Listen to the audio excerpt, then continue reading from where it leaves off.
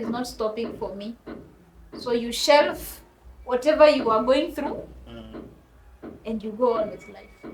And you go, and I went, got another job, nikarudi tena kwa depend until this year March, when again it came tumbling down. Mom, Yes, please. you received a phone call Yes. from your daughter. Yes. I'm assuming she's crying. I'm assuming. I don't know what was going through your mind. Actually, was it a phone? Was it a text or a call? Because it was a Monday morning. Yes. And we've been talking because before that she'd had us another meltdown. And I remember asking her, what exactly do you want? Because the triggers seem to be more of from maybe the work environment. And we talked about it. And I remember that time she said she wanted out. We talked, I don't know whether that is before or after. But this Monday morning, she's left home, talked nice. And then the call comes. No, your therapist had called me a certain evening, the previous week, on a Friday, because I remember I was coming from town. Am I speaking to so-and-so? Yes, I'm the therapist, and it's protocol, because as long as your daughter has indicated suicide ideations, I need to reach out. And I told her, I understand. And we talked, and we talked. She gave me the support she's giving her. So I have that information. That's not news you want to hear as a parent. Because again, you really don't know what to do. So you go and find her. She walks in, she looks well. You're not sure whether to start that conversation, but you know your therapist called me and told me, Nika unataka kukufa. How do you even start it? Yeah.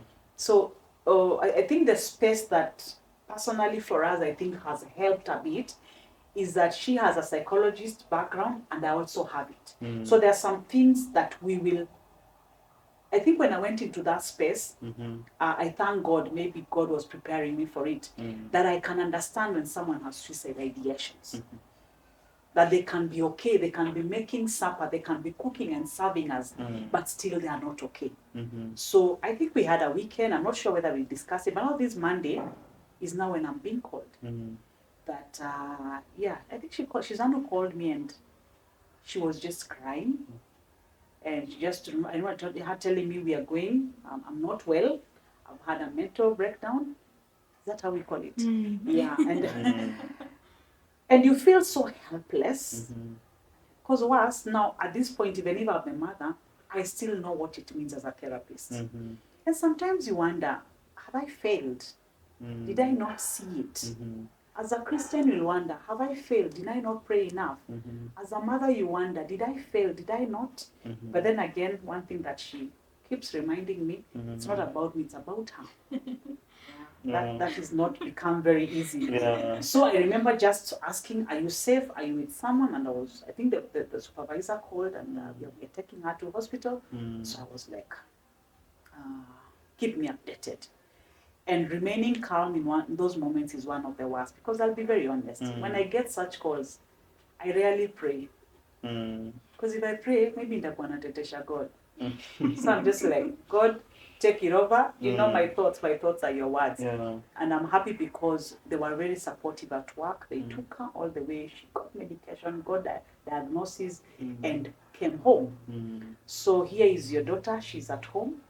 You are a therapist, you know mental health, you know about medication. You see, there's the denial part, there's the stigma part. And now you're here and you're like, yeah, it's no longer out there, it is here with us. So I remember we walked the journey, I think it was about 2 weeks, and she was getting sufficient support. Yeah. You talked about relapse. Yes, there was a relapse. Yes. So there was a relapse exactly 1 year later. A year. 1 year later, exact March.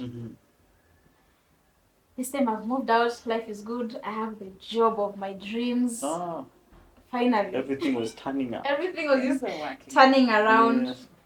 But then you remember, since I resigned, I've been flying solo. I haven't seen a therapist. When did you leave someone with therapy and you felt that you were okay or what? No, I was broke. Remember that was the first incident that she went. She was Yeah. given medication Yes. and therapy was going on. Uh-huh. But at some point, And he upon resigned. realization that the job was the major trigger, major Yes. trigger, and Mhm. a source of being overwhelmed. Mhm. So now she's resigned, and I remember telling her one day some friends had come over, Yes. and I remember telling her, you know what, I'd rather have you broke than have you in a job where every time you're not just be. So I think she resigned. Yes. Yeah, I was happy. So we're there now observing. Mm. Yeah. So broke, yes. We broke. You Underlined can't in afford bold. therapy. Yeah. Okay, yeah. And You the can't afford medication. therapy. There's a place I had found Mm. that would offer cheaper therapy, Subsidized. but I don't have fare. Mm. And then I have to look for a job because again, at the back of my mind, mimi ni firstborn. That's when I Nakula can nini? return. Inarudi. Yeah. And then you're there, you're like, I'm 20 something years old. Life is moving. I need a job. I can't just stay at home. Mhm. And then also as a therapist, I know nikikaa tu and stew in my thoughts, I'm not going to survive. So I got a job, resigned, got another job now, then my dream job. Mm. Now here I am. From the outside, I'm thriving. But then things are just eating me up. Things are eating me up. Things are bottling up. It was just a lot. And sometimes I couldn't really explain why. I'm feeling so sad. I'm feeling so anxious. I'm feeling so tired. Like waking up in the morning felt like I'm going up an endless flight of stairs, just waking up. And I remember that morning I woke up and I looked at my house because I had moved out. And my house looked like what my head felt like. Kila kitu iko kila mahali. And I was like, gosh, this is I have hit ground zero. This is rock bottom. I haven't eaten in days. I haven't slept in days. I am overworking at work. Because the previous day, I remember I had visited almost 7 offices in 4 different counties. Giving up. Because I want to be busy. I'm not eating. I'm not sleeping. You'll crash eventually. So I call work. I'm like, hey, there's our cover mental. And the guy was like, I'm not sure, let me ask. And by God's grace, this angel picked up and she had mental cover and she was like, where are you? I tell her I'm in the house and I start crying. She's like, Cynthia, get dressed. I'm coming for you. Or can we send the company driver to come pick you? I'm like, no, I'll go. So she tells me, I'll call you back in 5 minutes. She calls me back in 5 minutes. I think she wanted to be somewhere away from everyone else. So I tell her what's going on. And she's like, okay, I've called a certain doctor in a certain hospital. They are expecting you. Do you have transport? Yes. Leave now. Don't even shower. Leave. Yeah, and it was not a problem because I had not showered for days. I didn't care. So I just put on jeans, a top, jumper, and a kabag. And I left. And I got to the hospital. And when I got to the gate of that hospital, oh God, I cried. I could not believe I'm here. This is me again. But also I cried from a place of relief. Because I was like, I need help. I need help. Finally, someone has picked up and they've not belittled my pain. Questions. They've helped. They've told me, go here, do this, do this, do this. I'm right behind you. And she came that evening. So I went. I remember for reception, I asked the lady, I've come to inquire about your services and whatnot. And I broke down and she fasted the process and I went to the psychiatrist and I broke down a good 15-10 minutes. And then she was like, Cynthia, I'm admitting you. And I was like, okay. And I was admitted and I started treatment.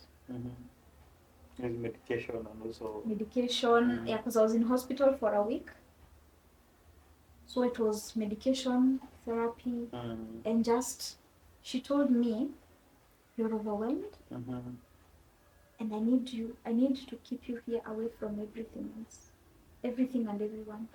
After 3 days, I was not allowed visitors. Because she was like, they're triggering you.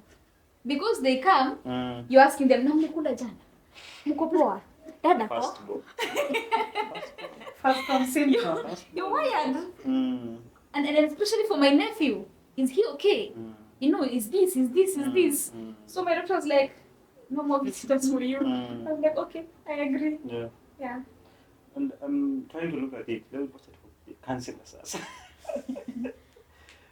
And there's that something that she has highlighted, like in the two instances where you reach out and the kind of help that you receive Yeah. really determines how you get back, how you bounce back from it.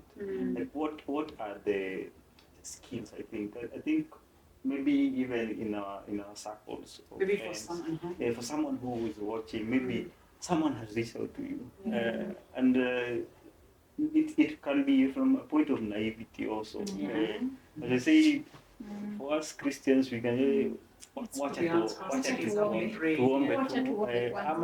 even just not even from a point of faith. Also, just because you don't know how to deal with it, you will come and look strong.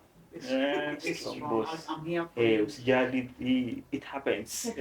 Yes. I think the most important thing, because like even I remember that morning, she called. I was in the office, she called, and I remember just realizing the distance where I am. Even if I took an Uber or anything, I won't reach her on time. And I just asked her, what has your job said? One thing I have learned, which I would like us to learn, when someone calls you, they're your loved one, your significant, could be your daughter, could be your husband, could be your wife. Don't feel obligated to have an answer. Because sometimes we rush to make them feel okay. That will not help. They are not okay. So affirm that. Acknowledge it. In that space you are in, I remember telling her, where I am, I may not be of any help. But can we know if there's anywhere you can go? And when she told me she's been directed somewhere, I told her, now go, but keep me informed. Because even she was walking, remember, I was just, after now she called me a few minutes, told me, Mom, I'm being admitted. I remember I had to sit and talk to myself. Because denial will kill. Kwani wanakuadmit? Kwani ni nini wameona? Kwani, you know, we have to learn that you don't have to have an answer. And not having an answer is not meaning you're weak or you failed. It's just that you're not the answer then. So that then we can lead somebody to seek for help. Because many people are not in a space to seek help, because when she called and then I asked her, have you prayed? What have I just done? I've minimized it. I've cancelled it. I'm actually making her feel less of a believer. Or have you done ABCD? That is me thinking the solutions. But you see, I'm thinking the solutions and I'm not in that shoe. So we have to learn maybe not to sympathize, but to empathize. Empathize, I'll walk into your shoe, feel the pain, but come out. So it's okay if your loved one needs help. Let's look for help without trying to explain away the symptoms. You haven't eaten, have you taken breakfast? I mean, the person you're telling to take breakfast,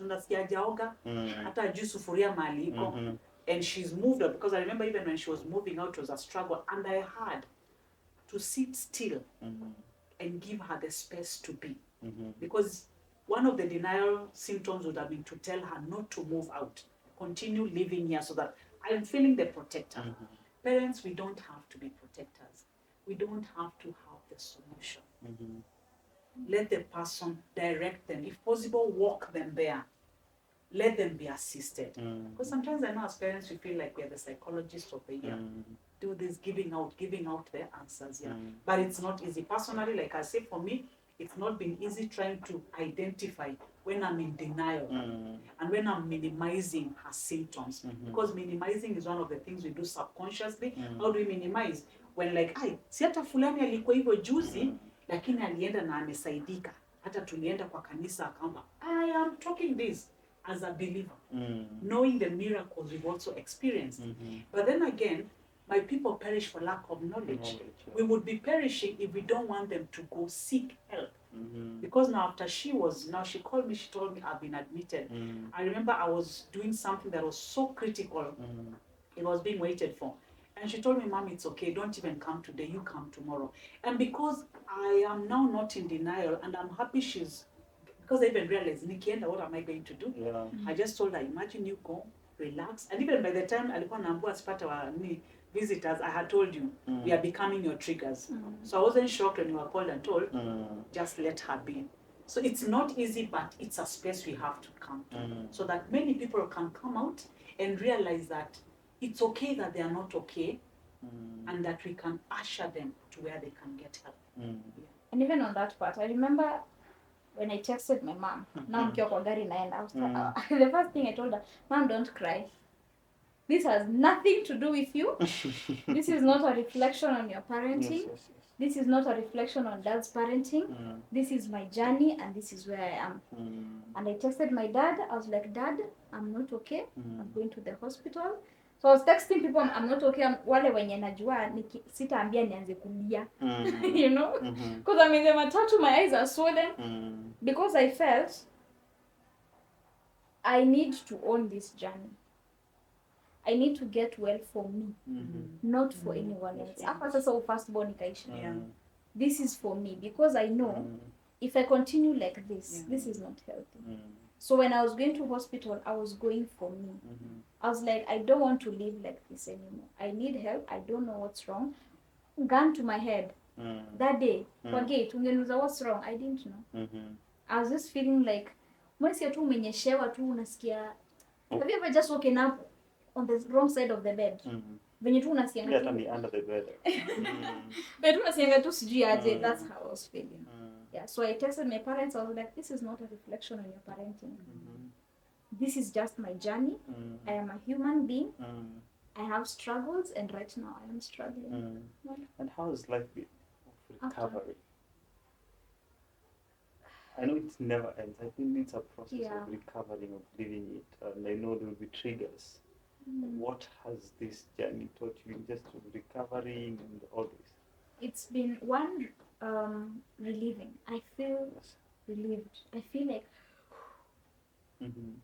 now when I'm not okay, I'm not okay. I'm not okay.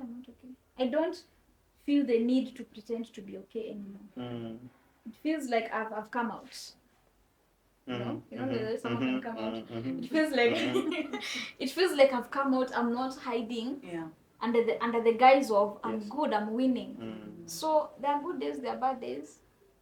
There are times I've had relapse. I think a month ago I had another relapse. There are times I'm winning. There are times I'm properly losing. There are times I remember there's a day I was at work, and because I told you I work for a faith-based organization, we were having prayers. And it was not until I knelt down to pray in the prayer room that I realized, it's happening. It's happening. And I walked to the office and I called my boss, my direct supervisor to the boardroom. And before I could say anything, tears. He was like, go home.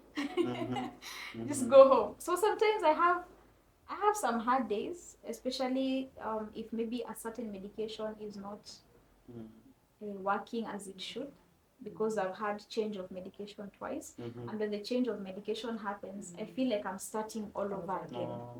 Like right now, my medication was changed a week ago. This week has been interesting. You just feel you're not sleeping. Like I'm at night begging God, please give me sleep. Please give me sleep. The appetite. Appetite ndo hiyo inaenda. You feel vulnerable. Personally, I feel so vulnerable. I feel like I constantly want a hug. I just want a hug. Like when I wake up, I just want a hug, and I'm living alone. I just want a hug. And let me tell you one thing. Yes. Let me tell you one thing. In my entire life, God has sent me angels, even when I did not realize He was doing so. Because every day when I need a hug, my boda guy ananipigianga story like from the house to the stage. That guy ananipigianga story, nafika kwa stage kama nimecheka nasikia okay. Yes. You know? Because he can't hug me because that would be very weird. These services. you know. Extracurricular Niingilie biashara. But even without him knowing, Yes. he's ministering to me. Mm. Sometimes I get to work, Mm. and I have a best friend at work, Mm. and he'll just smile at me. I'm like, you don't even know what you've done for me. Mm-hmm. You don't even know what you've Mm. done. Or he'll come to my desk, he'll make a joke. Mm. I'm like, Mm. I don't know, you're saving my life right now. Mm-hmm. Or sometimes I'll text my friends. Like the other day, I texted Ivy, and she responded, and she made me cry. Mm-hmm. I remember I told her, you made me cry. Mm-hmm. Because she responded with so much love. You know, that hug I needed, I felt through that text. Mm-hmm. My sister, sometimes she's like, okay, Leo, Mm-hmm. unalala kwangu. It's not I'm telling you, I'm consulting. No, like, you're coming. yeah, you're Because being I need informed. to, I need to see you're okay. So I'll stay at her place for a week. She'll be like, I need to make sure you're eating. So right now I feel I no longer have to give 150%. Some days I only have 5%. Some days the 5% is me getting to the office na kufungua laptop and just staring at it. Just, I'm here, you guys. Please let this be okay. Yeah, thank God I'm here. You know, some days I feel 100. And you know, I also have like a small organization. So for some time I had to suspend it. But then we've gone back to running it again. So some days I'm like, okay, let's do this, let's do this project. When I don't have juice, I don't have juice. So the journey has been very interesting. Yeah, I think some would say that dark seasons in our lives, they come to teach us certain things.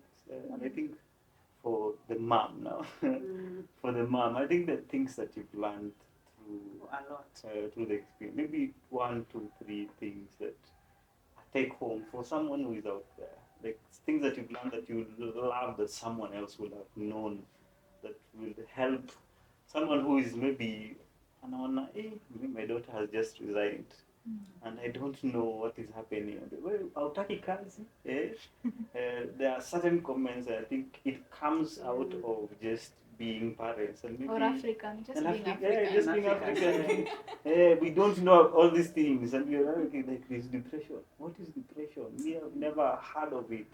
So as a parent, I think talk to a parent, talk to potential parents. Potential parents, retired parents. Yes. One thing we need to realize that when it's your loved one who is going through this journey, it's their journey. It's their journey. Because if you don't remove yourself from it, you'll want to have a solution for everything. It's not easy when a child comes and tells you, Mom, every time I'm crossing a road, I get suicidal ideations. It's not easy. So that's one. It's their journey. And I remember one, when we were with the psychiatrist, there's an illustration she gave, and I really loved it, where she said, yes, when going through major depressive disorder, it's one of the mental health disorders, that the person living with it has a part to play. And the people who are supporting have a part to play. And the illustration is like someone is down there and you're trying to help them. They have to give you their hand for you to pull them up. So both have. So you see, if you minimize their feelings and try to explain they are not being okay, they will then feel like it's invalidated. And then they'll be feeling like they are to blame. So one other thing is for us to realize that it's okay. And that we need to seek professional help. Not because so-and-so's daughter, nilisikia msichana wako alikuwa hivi na hivi. Hebu niambia, how was it for you? Because for us, the way it has presented, there are some underlyings that we are aware of, there are others we are not aware of. So cases are different. That's why we have professional help. So even listening to this conversation, do not self-diagnose. Ati nimesikia amesema hivi na hapa alifanya hivi na hapa alifanya hivi, unamwambia lakini yako haiko hivyo. So you just minimize that person And that's why maybe we are having, like maybe around that time, if no help had been given, because she was operating from an empty. It's like phone imeisha. And that phone haina charge, ndio inataka kuproject video. It cannot. So as parents, tumelea, I believe as a parent you've given your best. You always know when you've given your best. And if there are areas that, because there are no perfect parents, and they say we are not perfect, nobody's perfect. And there's no super mom or super dad. So when they say, when you realize the aspect of any mental health disorder, pull yourself up, be the support they need, and just take them to seek for help. It's not easy. There is stigma. I remember that evening, it was a Friday. I remember I went for choir practice and I was looking around. And I was asking God, why are all their children okay? And I remember somebody made a comment and they didn't notice. And I just felt if I stay here one more minute, I will burst. So I remember walking out and I was like, if anybody cares, they will follow me. I went out and I had about 20, 30 minutes of just crying. It was dark. So by the time they're coming from choir practice, hi, kumbe ukwenda home? Niko tu hapa. So when you feel vulnerable, feel it. Yeah, feel it. Cry if the tears come. I've cried enough times. And then you come out and ask them, how are you today? Converse. Just remember you're not to blame. Even when you go for mental health disorder, most of them we don't know the causes. We can only talk of risk factors. Because when she was going through, you can count the risk factors. The environment when growing up, the vicarious trauma, the environment that is already at work, it's already traumatic enough. And you see, I am carrying there's the aspect of overcompensation. There's the aspect of maybe financial constraints. There's the losses. I could count about 3, 4 losses. So when all that comes together, it's a storm in a teacup. So as a parent, be there just as a parent.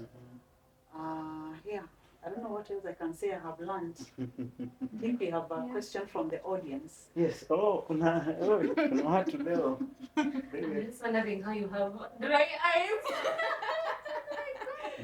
I have dry eyes. Hata savie. I think sometimes Hatujatoa. maybe this comes from processing by moment. When the tears come, don't postpone them for evening. Cry them. Enough times I'm seated in my office, she sends a text, and I feel so helpless.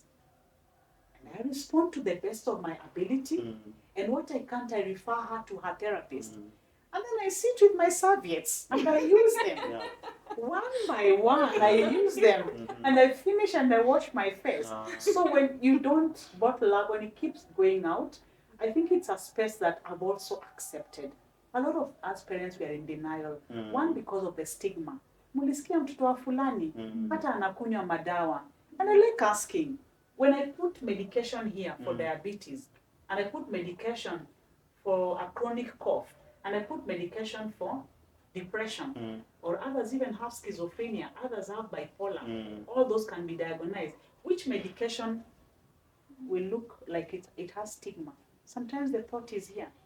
So let them work with their medication. If it's time to pop your pills, pop them up. Take water, have a meal. So if we could get to that, and I think maybe that is what has fueled me to be very passionate on mental health, because we have walked the journey. And sometimes I only imagine, she has the background of a psychologist. I have my background as an addiction counselor. I know sometimes when she's doing the tramadol because of the pain, in my mind I'm thinking, what, are we working out another addiction? So I can imagine if it's already pressing enough for us, what about that person who does not have that background of pharmacology or all that? And nothing. Yeah, so... And also, just before you finish, that question, my eyes are dry now. Now they are dry. But they are the time. They could just... Now they are dry, but I have had moments, Alex, where nimejibembeleza. Unalia mpaka unajibekule sasa nivyo Cynthia. And you're crying, zinatoka tuko like nivyo. And I remember there's a day I cried for hours. Like, you know, I started crying when the sun was out. By the time I was finishing kulikuwa na giza. Hata singeendea sapa. There are days I cry in the office. I go to the toilet and I cry and I cry and I cry and I wipe my face and I wash. And then I go and sit at the office and smile like I've conquered everything. There are days I have called my friends just screaming, crying. It is very lonely still. It is very lonely still. I think when I narrate something, it is from a place of I've dealt with it. I wouldn't be sitting here if I hadn't accepted that this is my reality, that I am suffering from mental health. Because when I left the hospital, I remember my most senior boss asked me, how are you doing? I told him I was fine, but I was lying. When I left the hospital, I was so broken. I left because I said, insurance. My doctor would have kept me for longer. But when I left the hospital, I was still so broken. I couldn't go a day without crying. Let me tell you, right now we are in June. This is the first month I've gone a week without crying. Just waking up in the morning and weeping and sobbing, walking to work. There's a distance from the stage to the office. Sometimes I walk there nikijibembeleza. Just hold it together, Cynthia. And tears are just... And last week, I think it was last week or the other week, I couldn't keep... And I remember when my boss was leaving, him and the driver walikuja kuniokota hapo kwa gate. And I remember I called my mom and she's asking me what's wrong. And I told her, I'm so lonely. I was so lonely. So there are times my eyes are not very dry. Many times they are not very dry. And I remember when I left the hospital after a month, when I went back to the psychiatrist, he was like, how I do? I'm good. I'm good. And then the other month, I was not good. And then I told her, now this month, I told her I was afraid if I tell you I'm not good, I feel like I'm letting you down. And she's like, no, this is not about me. If you're not good, you're not good. So yeah, because it's lonely. I mean, sometimes there's just not any sijui explain. Siwezi sema ati nimefiwa ndio maana nalia. You see some of the symptoms when now we go to the theory of like depression. One of it is unexplained sadness. I like telling people to underline the unexplained because we try to explain it and it's like trying to explain it's like pushing something deeper into the sand. It's already unexplained, so how do you want someone to explain it? They're feeling sad. So just be the support that, and sometimes it's good just to ask, how would you want me to support you? Ministry of Presence, maybe, how would you want me to support you? Because yes, there's already medication. Medication is going on. The symptoms will be there. I think this is a conversation that can go on. I know, right? Yeah. And the final question. There's something you have asked and I'd like her to answer, especially from us as friends. Sometimes how would you like us to support you? Because you know you've gone through the process, if the communication is there, if it's a therapist, you have a therapist, but then when you call me and tell me I'm not okay, how would you want me to respond in a way that you don't feel like I'm minimizing what you're going through or yeah, that's an important the question is about as friends. Actually, the just person who is suffering, how do we add on to that, and also I think as we wrap up, it was more about now what you've learned through that. I think that is also one of the things that you can highlight. I think as friends or you're somebody's support system, don't feel bad when you can't help. Because again, sometimes I don't know why I'm crying. So when you ask me what can I do, I also don't know what I want you to do. If you're close, give me a hug. sometimes I badly need a hug. Like, I can't even explain how. Nowadays, I just feel so vulnerable. Like, I just need a hug. You know, any time of the day, it's almost like I crave. I just crave hugs. Maybe a little bit. Let me just put something now about as a therapist. Now, you know, you can coffee and baby. One of the things about major depressive disorder, that's why we call it a mood disorder. So there's the hormone that takes care of the mood, the mood regulator. This is serotonin or something. It is low in supply. So that's why the medication is given to up it. And that's why you'd crave for a hug. Because when someone hugs you, so the craving is there, but now she puts it out like, I'm craving for a hug. So the mood disorder is about the mood. What regulates the mood is not regulating. So that's where there's that feeling of sadness. There's the feeling of, it's like I want a hug. Because like we say, like oxytocin, when you hug somebody, you know that goodness you feel, that's a mood, the hormones. So if you go to that science now, maybe. But that doesn't mean that it's there and it's cut across the knee for everyone. Yeah, it's not for everyone. So, yeah, sometimes I just want to be on the phone for hours with my friends. Sometimes I just want you to send me reels. And the memes. I love memes. And I think sometimes also maybe for someone who is in that show, just to make life easier, like sometimes you say ukienda na upate mama mwenye amejifungua mtoto. Maybe at the times when we are able to talk, it's just good to, and see that's the beauty of accepting it. Because once I accept it, I can start to, oh, this is what I would want. Then when you're talking to your friends, they would know maybe at such a time, could we try this? Could we try this? Again, like she says, don't feel obligated to know what to do. And I always make room in my mind to know that my friends will not always have capacity to support me. So sometimes my friends and I have this thing where we text each other, I need to vent. Do you have capacity? Because they're also going through their own things, you know? So I think it's also important, if you are going through it, communicate. Say, I'm not okay. Sometimes I tell my friends, sometimes I tell my friends, I'm not okay, please don't tell me I'll be okay. Just listen. Or I need this. Can you come over? Or can I come over to your place? Can we have coffee? I think also, closed mouths don't get fed.